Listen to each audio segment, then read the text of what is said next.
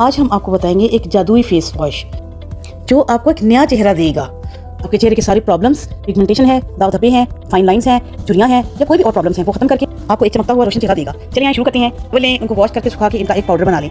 यानी कि स्किन के तमाम प्रॉब्लम्स का सोल्यूशन जो है आप सिर्फ चावलों सकते हैं। आप 2 चम्मच चावलों का आटा ले लें। उसके बाद उसके अंदर आपने डालना है कच्चा दूध। तो आपने थोड़ा सा गर्म कर लेना है, लेकिन वो कच्चा उसे गर्म करके इसके अंदर अच्छी तरह मिक्स कर लें चावलों को, और थोड़ा सा ज़्यादा डाल के आप ढक के इनको रख दें ताकि जो चावल हैं उनकी तमाम क्वालिटीज़ जो हैं इस पूरे अमेज़े के अंदर मिक्स हो जाएं, बन जाए। तकरीबन आधे से पौने घंटे के बाद आप इसको खोलेंगे और इनको मिक्स इसके अंदर दूसरे इंग्रेडिएंट्स जो हैं हम शामिल करेंगे। राइस फ्लोर के बाद जो बेस्ट स्किन को साफ करने वाली चीज़ है वो है बेसन।